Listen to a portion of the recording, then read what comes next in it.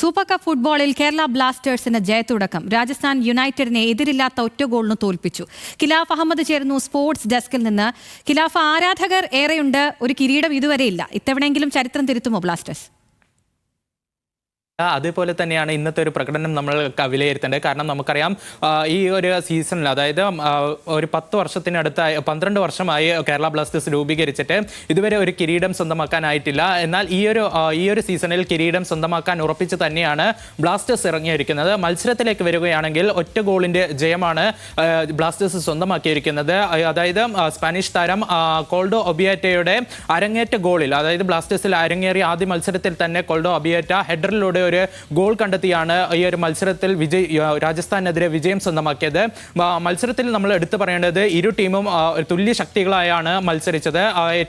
അതായത് ആദ്യ പകുതിയിൽ ഇരു ടീമും ഒപ്പത്തിനൊപ്പം തന്നെ മത്സരിച്ചു. ഇരു ടീമുകളും കനത്ത ആക്രമണങ്ങൾ നടത്തി. എന്നാൽ പ്രതിരോധത്തിൽ തട്ടിത്തടഞ്ഞാണ് ബ്ലാസ്റ്റേഴ്സിന്റെയും അതേപോലെ തന്നെ രാജസ്ഥാന്റെയും ആക്രമണങ്ങൾ അവസാനിക്കുകയായിരുന്നു. രണ്ടാം പകുതിയുടെ തുടക്കത്തിൽ തന്നെ നോറ ഫെർണാണ്ടസ്, കേരള ബ്ലാസ്റ്റേഴ്സിന്റെ ഗോൾ കീപ്പറായിട്ടുള്ള നോറ ഫെർണാണ്ടസിന്റെ ഒരു മികച്ച സേവാണ് രാജസ്ഥാനെതിരെ ഒരു ഗോൾ വഴങ്ങാതെ കേരള ബ്ലാസ്റ്റേഴ്സിനെ രക്ഷിച്ചത്. പിന്നീട് ഇരു ടീമുകൾ ആക്രമിച്ചു കളിക്കുകയായിരുന്നു. 87-ാം മിനിറ്റിൽ റോഡിഗ്രോസ് നൽകിയ ഒരു ക്രോസ് ബോളിൽ ഹെഡർ ചെയ്ത് ഒബിയാറ്റ ഗോൾ കണ്ടെത്തുകയാണ്. അതോടെ മത്സരത്തിൽ 3 പോയിന്റുമായി ഈ കേരള ബ്ലാസ്റ്റേഴ്സ് ഇപ്പോൾ ഗ്രൂപ്പ് ഡിയിൽ 2ാം സ്ഥാനത്തെത്തി. അടുത്ത മത്സരം സ്പോർട്ടിംഗ് ഡൽഹിക്കെതിരെ നവംബർ 3-ാം തീയതിയാണ്. അഖില. ശരി, ഖിലാഫ് അഹമ്മദാണ് വിവരങ്ങൾ നൽകിയത്.